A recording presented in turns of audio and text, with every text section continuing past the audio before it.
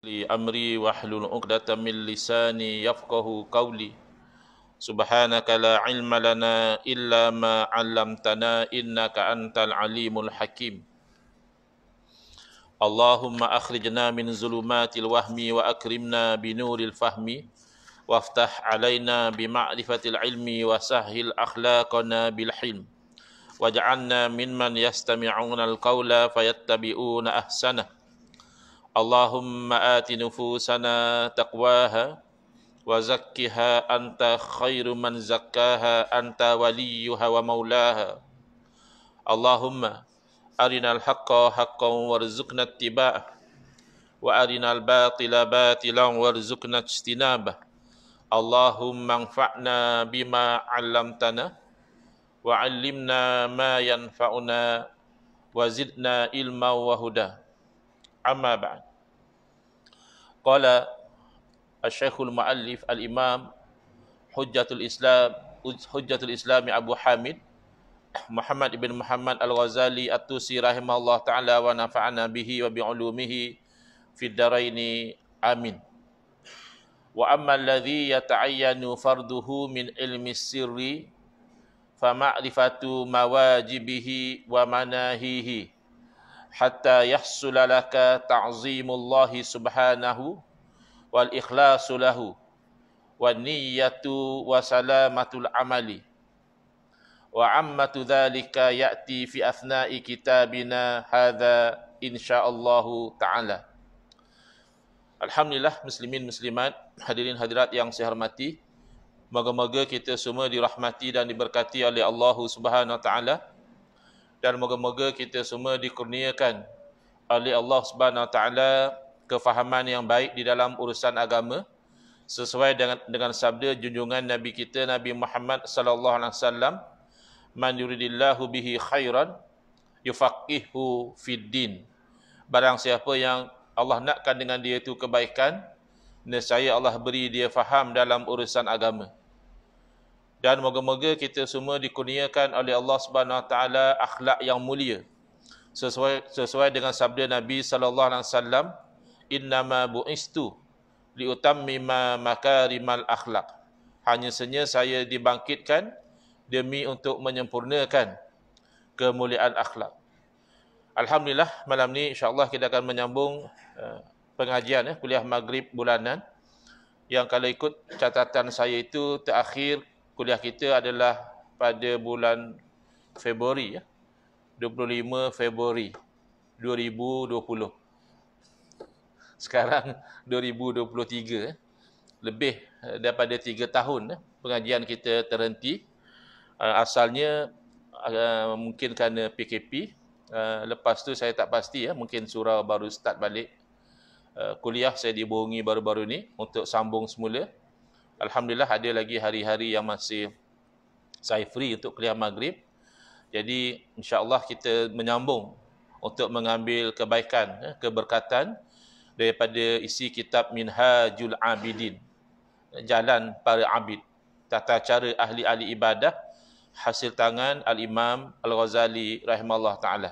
Jadi mungkin boleh buka ke muka surat 35 Itu kalau ikut catatan saya kita berhenti di situ. Tetapi boleh kita itu undur sedikit daripada yang saya baca tadi, supaya oleh kerana kita 3 tahun break, mungkin elok kita cari starting point yang lebih tidak terlampau di pertengahan sangat.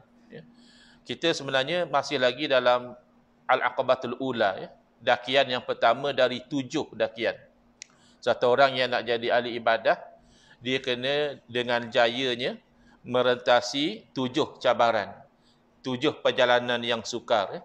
Dimulai dengan akabah yang pertama, iaitu Aqabatul Ilmi, dakian ilmu. Jadi kita masih lagi dengan dakian ilmu. Jadi saya undur sedikit ke atas, yang mana Imam Ghazali rahimahullah ta'ala menyebutkan, fa'lam annal ulum allati talabuha fardun fil jumlati salasatun.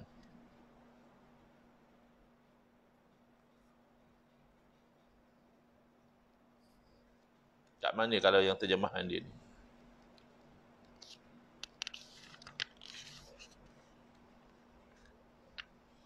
33 boleh undur ke muka surat 33, paragraf yang hampir ke bawah tu. Ketahuilah bahawa ilmu-ilmu yang menuntutnya itu menjadi satu kefarduan, maknanya yang fardu ain, yang wajib kita menuntut ilmu ini, berdosa kalau kita tidak menuntut ilmu ini.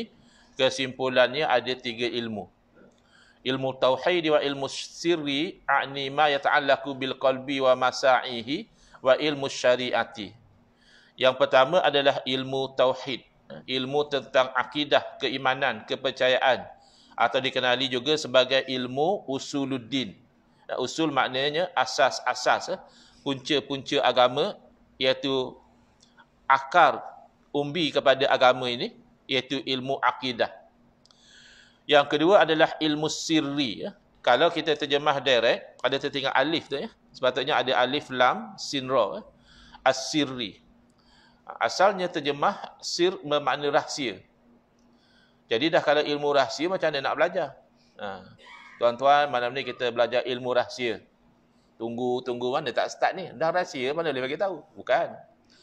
Yang dimaksudkan ilmu rahsia ini adalah yang membicarakan berkaitan dengan hati. Kerana kan benda dalam hati ini tersembunyi. Terrahsia daripada pengetahuan manusia, tetapi tidak terrahsia daripada pengetahuan Allah Subhanahu Wa Taala. Allah memandang, menilik kepada hati kita. Tapi manusia tak tahu apa dalam hati. Kadang-kadang orang tu senyum, tapi hati dia ada niat yang tidak baik. Kadang-kadang orang tu masam, tapi dia bukan marah pada kita. Dia sedang memikir dosa-dosa dia yang lalu misalnya. Dia sedang menyesal, sedang bertaubat kepada Allah Ta'ala. Jadi oleh kerana apa yang ada dalam hati ini tidak diketahui, ada ulama menamakan ilmu tentang perjalanan hati ini sebagai ilmu sir, ilmu rahsia. Tetapi yang lebih popular dikenali sebagai ilmu tasawuf. Itu yang lebih dikenali. Nama tu nombor 2 lah. Yang pentingnya, yang saya maksudkan kata Imam Ghazali rahimahullah ta'ala, dengannya adalah ilmu yang membicarakan berkaitan dengan hati dan pekerjaan-pekerjaan yang tersembunyi di dalam hati. Jadi hati ini juga boleh melakukan ketaatan. Hati juga boleh melakukan maksiat. Dua-dua orang sama-sama diam, tak bercakap apa-apa. Satu sedang dapat pahala kerana walaupun dia tak bercakap, hati dia sedang bersyukur kepada Allah Ta'ala. Dia ingat nikmat-nikmat yang Allah Ta'ala kurniakan, timbul rasa syukur dalam hati dia. Jadi syukur ni adalah amal soleh yang dikerjakan oleh hati, orang tak tahu. Kadang-kadang orang ucapkan syukur tapi hanya di lidah saja. Syukur kepada Allah Ta'ala kerana malam ini saya dinobatkan sebagai juara beratu cantik pakai renang. Oh, syukur macam mana tu? Tadi baru pakai renang berjalan atas pentas. Dapat nombor 1 bersyukur pula kata dia. Tak betul tu. Kerana syukur yang hakiki adalah kita itu menggunakan nikmat yang Allah kurniakan untuk taat kepada Allah. Allah dah bagi cantik lawa, bukan suruh buat maksiat, tunjuk pada orang ramai.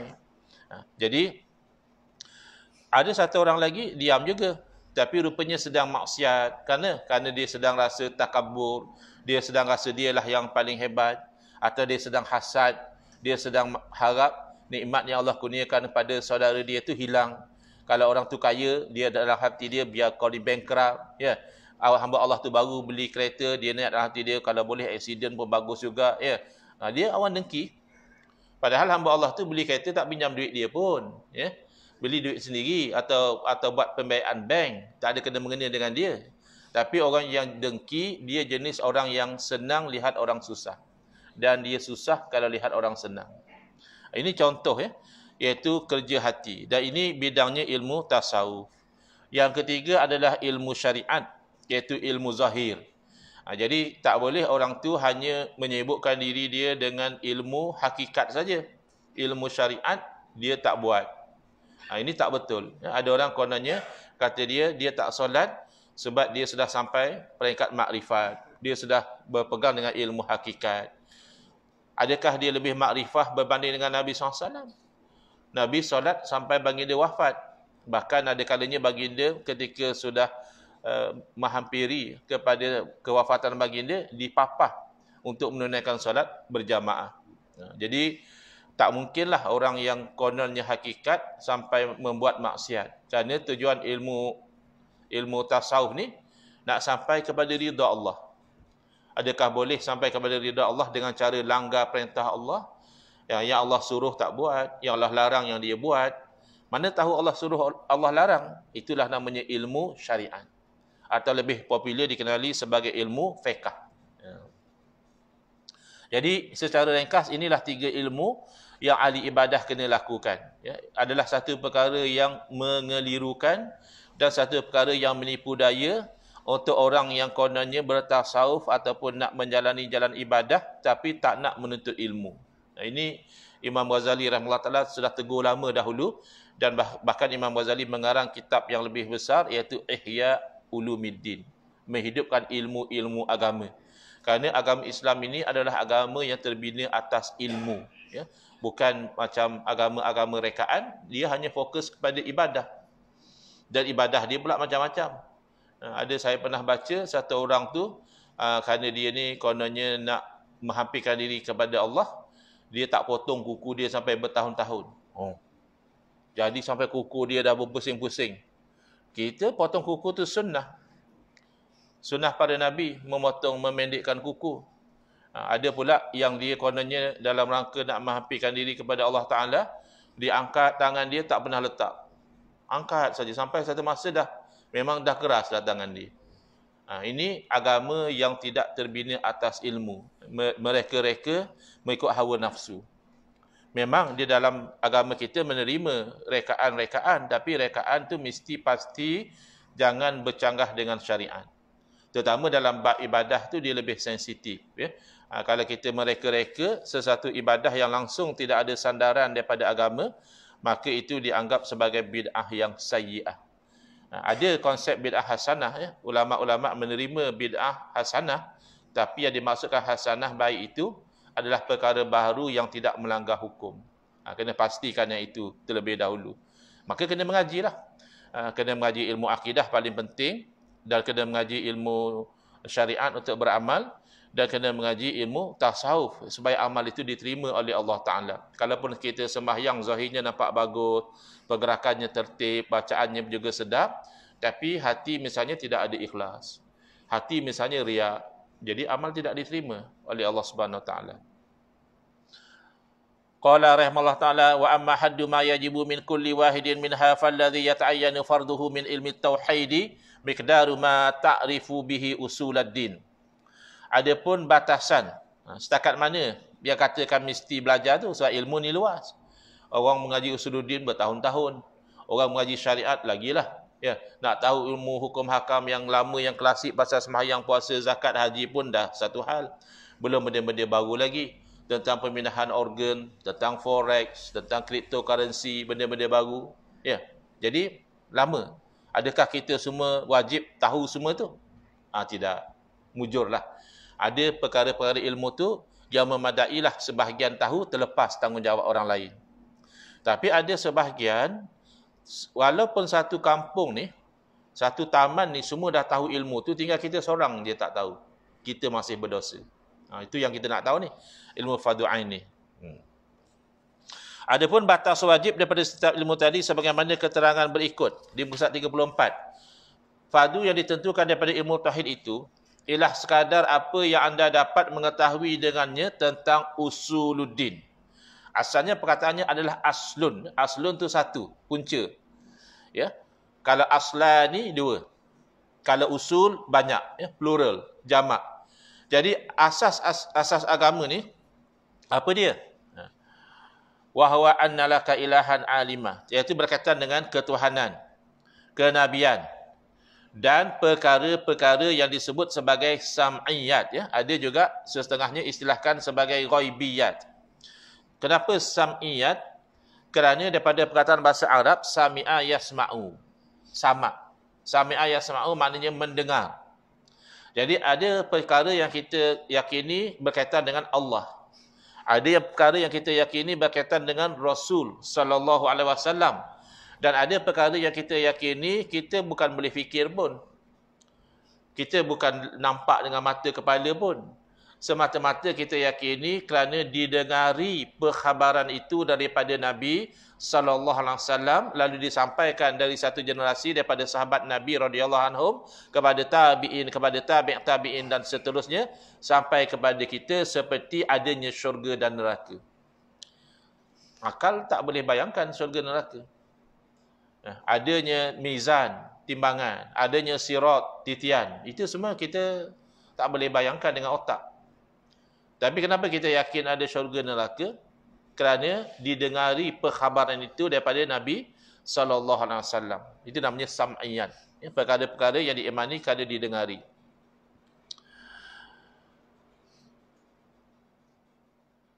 Baik, mengenai ketahanan apa dia?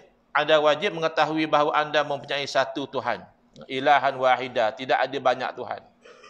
Jadi kadang-kadang benda ni nampak simple. Orang Islam takkan tak tahu Tuhan satu. Ya, kalau orang sembah berhala, koklah dia kata Tuhan banyak. Dia orang Islam. Ustaz lagi berceramah sana sini. Takkan dia tak tahu Tuhan satu. Tapi kalau tidak belajar betul-betul, boleh menjadi tersasar. Saya tak pastilah tuan-puan ada perasan atau tidak.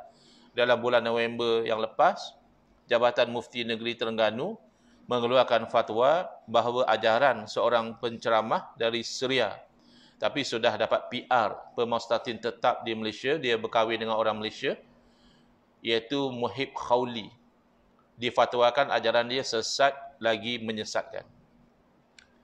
Makna ajaran itu dah sesat, kalau kita ikut akan jadi sesat juga. Jadi ada beberapa isu lah.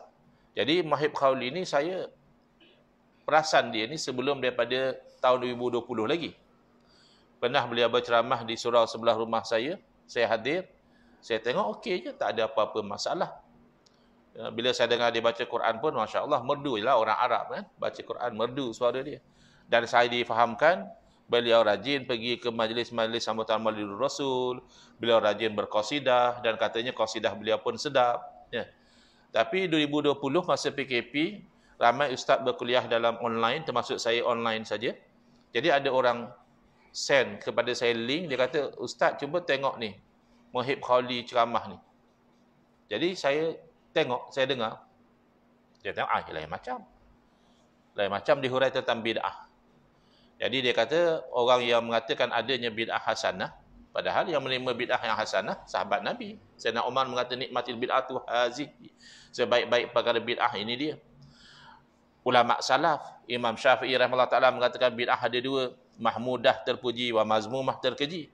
Tapi dia kata, siapa yang kata ada bid'ah hasanah, maknanya orang tu mendakwa dia lebih pandai daripada Nabi. Inna lillahi wa inna ilaihi raji'un.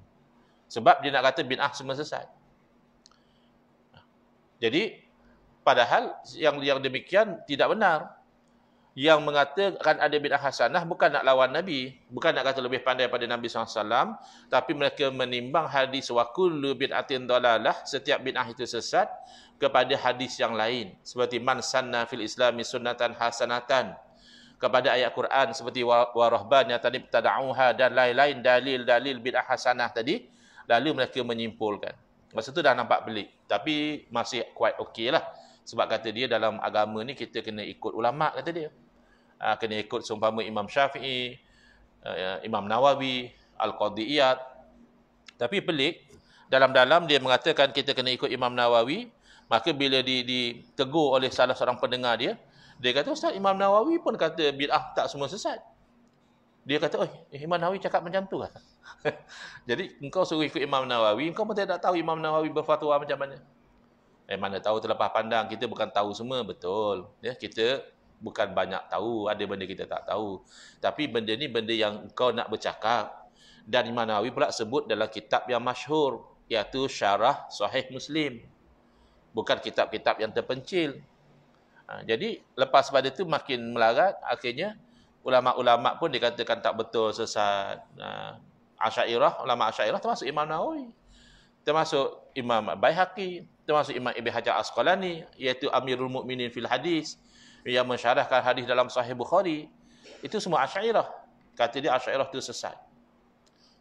Macam perangai macam orang Kristian, kata dia. Jahmiyah, kata dia. Akhirnya kata dia, kalau orang tu sembahyang jemaat belakang satu imam yang berakidah Asy'ari balik kena sembahyang Zuhur semula. Tapi yang saya nak sentuh ni, yang berkaitan dengan tajuk kita adalah salah satu asas kenapa jabatan mufti menfatwakan bahawa ajaran beliau itu sesat lagi menyesatkan adalah kerana beliau berkata oleh kerana Allah Ta'ala itu maha berkuasa. Setakat itu betul. Memang Allah Ta'ala maha berkuasa. Maka kalau Allah berkehendak, Allah boleh menciptakan anak buat dirinya. Kita ingat benda itu basic saja. Kita ingat benda itu, semua orang Islam tahu kot Allah tidak mungkin ada anak. Tapi akibat memandang rendah kepada ilmu yang disampaikan oleh para ulama, mencaci maki, menyesatkan. Imam Abu Hanifah kata dia tak pandai hadis. Imam Abu Hanifah menghalalkan zina, kata dia. Imam Abu Hanifah mati belum sebab taubat. Akhirnya dia terjerumus kepada sesuatu yang bukan lagi sesat. Kalau kata Allah ada anak, itu sudah jadi kafir. Cuma dia tak kata Allah ada anak. Dia kata kalau Allah nak, Allah boleh menciptakan anak. Pun itu adalah kufur. Kerana dia tidak faham. Ini akibat orang yang meremehkan ilmu tauhid. Bila kita ajak belajar ilmu tauhid, ada yang kata tak payah, ini ilmu bid'ah, tak ada zaman Nabi. Ini ilmu bukan ilmu Islam, ini ilmu falsafah Yunani. Bahkan ada saya dengar yang ustaz yang cakap, dia kata, tuan-tuan, kalau tuan-tuan duduk dalam masjid, tiba-tiba ada ustaz main buka nak mengajak sifat 20, tuan-tuan ambil Swiss motor, tuan-tuan start motor, pergi pasar malam lagi bagus. Dia kata macam tu. Ayat acak sungguh otak dia. Ada pula orang nak mengajar tauhid, kamu suruh pergi pasar malam. Ini antara punca, akhirnya tergelincir. Yang kata macam tu sekarang dia kata sifat kidam tidak ada bagi Allah Ta'ala. Padahal itu semua benda basic. Ya. Bila kata Allah ada anak, berarti syirik. Kerana anak Tuhan pasti Tuhan. Simple saja. Anak kucing apa? Kucing lah. Anak lembu, ya lembu. Anak kambing, ya kambing. Anak Tuhan, ya pasti Tuhan. Kalau begitu, ada lebih pada satu Tuhan. Itu kan jelas bercanggah dengan tauhid. Kan kita sebut basic kita orang Islam, la ilaha illallah. Tidak ada yang ada sifat ketuhanan melainkan Allah. Habis kalau anak Tuhan, pasti anak Tuhan bersifat dengan sifat ketuhanan. Jadi anak Tuhan pun seperti Tuhan juga. Boleh beranak juga dia. Akhirnya ada cucu Tuhan. Ada cicit Tuhan. Sekampung Tuhan. Kena buat AJK pula. Lama-lama pilihan raya umum. Sebab nak pilih ketua Tuhan. Ini sudah jadi cerita dongeng. Ini sudah jadi cerita dewa-dewi. Bukan akidah Islam. Dia tak faham. Dia tafsir Quran sendiri. Tak nak rujuk pada tafsiran ulama'. Dia kata ada dalam Quran Allah sebut la arada Allahu ayyattakhidha walada lastafa mimma yakhluqu ma yasha. Kalaulah Allah nak mengambil anak, Allah akan pilih di kalangan apa yang dia ciptakan tu, apa yang dia kendaki. Maknanya bolehlah, bukan. Lau tidak bererti boleh. Ada kadang lau nak mengatakan mustahil. Umpama Allah berfirman, "Lau kana fihi ma alihatun illallahu lafasadata." Kalaulah ada pada langit dan bumi tuhan-tuhan yang banyak selain daripada Allah, nescaya binasalah langit bumi. Dah Tuhan banyak. Tuhan ni nak buat macam ni, Tuhan ni nak buat macam tu, hancur habislah langit bumi. Adakah berarti berdasarkan ayat tadi berarti kalau Allah nak ciptakan Tuhan lain boleh? Tidak. Itu menunjukkan mustahil ada Tuhan selain pada Allah. Itu menunjukkan mustahil ada anak Allah. Jadi bukan saja mengatakan Allah ada anak itu kufur, mengatakan Allah boleh ada anak juga kufur. Moga-moga kalau dia tak sengaja, dia wajib bertaubat. Kalau dia tak faham, gelincir faham saja, dia wajib bertaubat juga.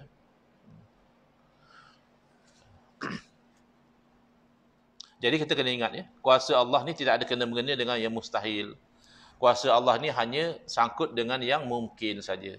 Yang boleh wujud, boleh tak wujud, itu cerita kuasa Allah. Yang mustahil wujud seperti anak Allah, seperti Tuhan selain daripada Allah, itu tak ada kena-mengena dengan kudrah. Itu yang diperincikan dalam ilmu Tauhid Sifat 20 tu namanya ta'alluq. Tapi itu fardu kifayah lah. Untuk fardu ain, memadailah kita tahu Allah Ta'ala maha berkuasa. Dan kita tahu tak mungkin ada sekutu bagi Allah. Yang mengatakan ilmu Tauhid ni bid'ah, dia tidak faham beza antara ilmu dan penyusunan ilmu. Mana mungkin ilmu tauhid itu bid'ah? Kerana ilmu tauhid itu kan mengatakan Allah wujud. Adakah zaman Nabi orang Islam tak tahu kata Allah wujud?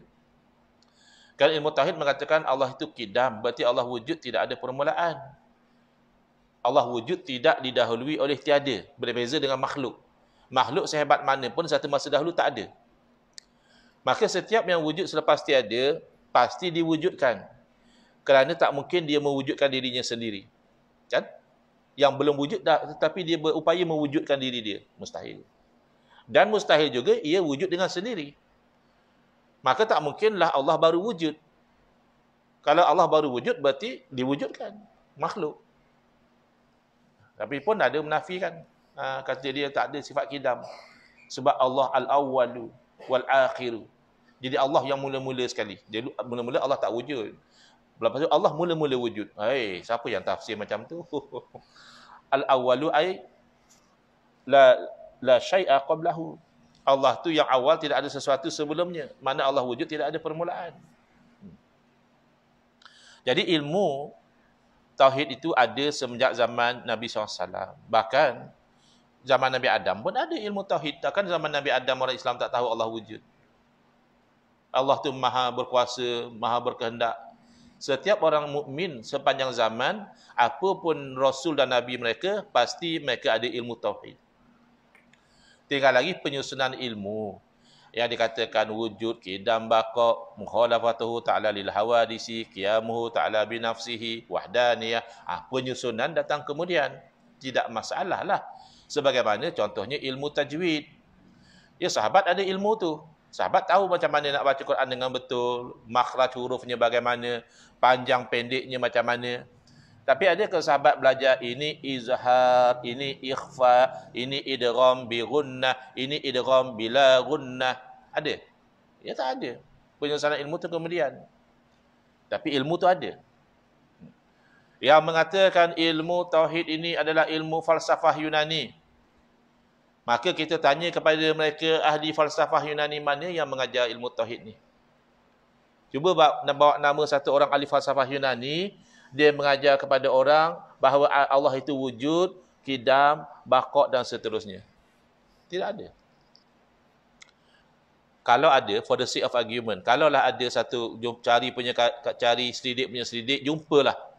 Pernah ada satu orang ahli falsafah Yunani, dia itu percaya dan mengajar pada orang bahawa Allah wujud.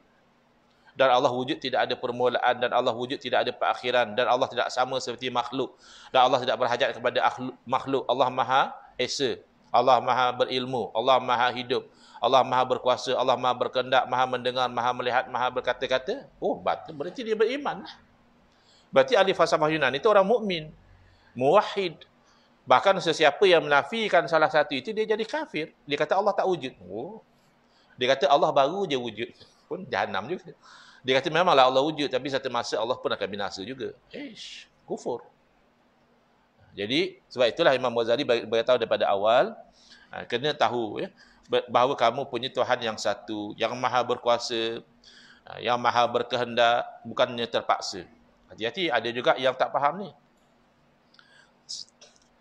Saya ditanya dalam satu program di Ipoh baru ni, selepas program tu, salah seorang peserta datang. Dia tanya, ada ustazah mengajar macam ni, kata dia. Bahawa curang itu adalah pilihan, bukan takdir Allah. Boleh ke macam tu, dia kata. Curang, orang tu berlaku curang dengan pasangan dia, itu adalah pilihan dia, bukan takdir Allah. Saya kata, bahaya cakap macam itu. Kerana boleh membawa kepada fahaman Mu'tazilah. Fahaman Mu'tazilah ini, dia mengatakan Allah hanya mentakdirkan yang baik saja. Atau kalau Allah tidak takdirkan yang baik, Allah takdirkan yang lebih baik.